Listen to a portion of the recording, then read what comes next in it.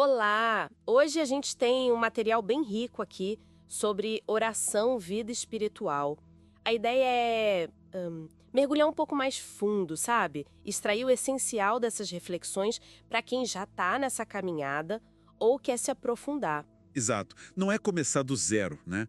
É olhar para as dinâmicas que essas fontes trazem, os desafios que elas apontam, as aplicações práticas. Vamos, assim, investigar essas perspectivas. Uma coisa que salta aos olhos logo de cara é como muitos textos focam na oração, não tanto como, sei lá, um ritual fechado, mas como um espaço de vulnerabilidade, né? De conexão real.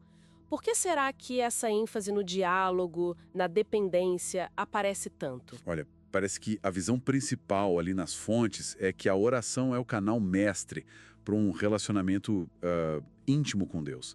Não só para pedir coisa, mas para expressar essa dependência mesmo, buscar clareza para decisão difícil, né?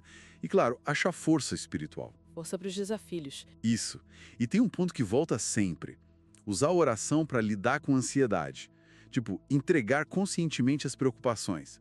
Entendi. E essa coisa do diálogo, não monólogo, isso é interessante. Os materiais falam muito de falar, claro, mas também de ouvir e de silenciar, o que talvez seja até mais difícil, né? Com certeza. E aí entra o equilíbrio entre ser espontâneo e ter alguma estrutura. As fontes valorizam muito a sinceridade, acima de tudo. Quer dizer, tanto faz se é uma conversa super livre, tipo desabafar com um amigo. Exato. Falando de alegria, de frustração, de dúvida, ou se tem uma forma mais, digamos, organizada. Os elementos clássicos, né? Louvor, confissão, gratidão, pedido. Estão lá, mas sempre com essa lente da autenticidade. Uhum. E um ponto teológico que eles reforçam é que, na visão cristã que está ali, Jesus meio que simplificou esse acesso direto ao Pai. Falando em estrutura, o Pai Nosso aparece bastante, mas parece que usam menos como uma reza para repetir de cor e mais como um mapa, O talvez. mapa, perfeito. Ou um guia, né? Para equilibrar as coisas, começa com adoração, reconhecer a soberania dele, santificado seja o teu nome, venha o teu reino. Certo. Aí passa pela nossa dependência básica, o pão nosso. Depois a parte do perdão, que é a mão dupla, né? Perdoar e ser perdoado. E pedir proteção, livra-nos do mal. Funciona como um roteiro para uma conversa mais completa, digamos assim. Faz sentido. E além dessa estrutura, tem a oração silenciosa, né? Meditar na palavra, ficar quieto. Como que as fontes ligam essa quietude com o ouvir que a gente falou?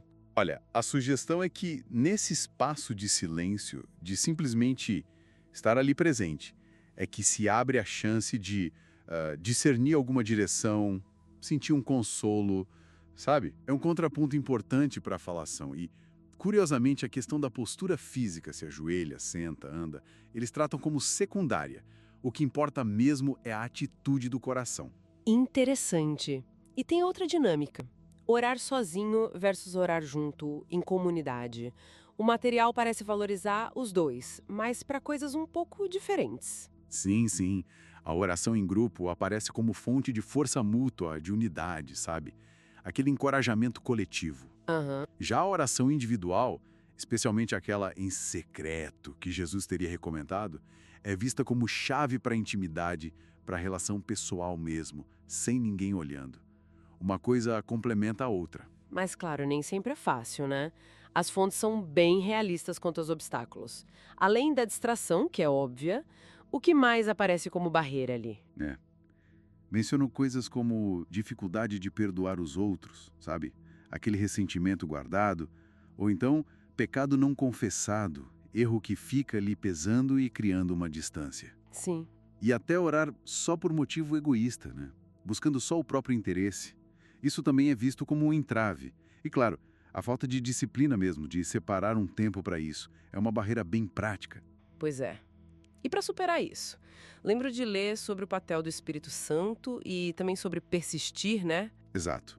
A visão ali é que o Espírito Santo ajuda, tipo, ele intercede por nós quando a gente nem sabe o que pedir direito e guia a oração. E a persistência, nossa, é fundamental. Aquela parábola da viúva? Essa mesma, a da viúva insistente. Usam para mostrar que não é para desistir mesmo se a resposta parece demorar ou se está tudo silencioso. Confiar no processo, mesmo sem ver resultado imediato, é parte da jornada que eles descrevem. E isso tudo conecta com a vida prática, né? Como que as fontes sugerem trazer oração para o dia a dia, para além de um momento marcado? A ideia principal é manter uma conversa rolando, sabe? Orar antes de tomar uma decisão importante, pedir ajuda num perrengue do cotidiano, agradecer pelas coisas pequenas. Uhum. É visto como um recurso vital quando aperta o sofrimento, para dar consolo, dar força e também como uma defesa espiritual mesmo, contra a tentação, dificuldade.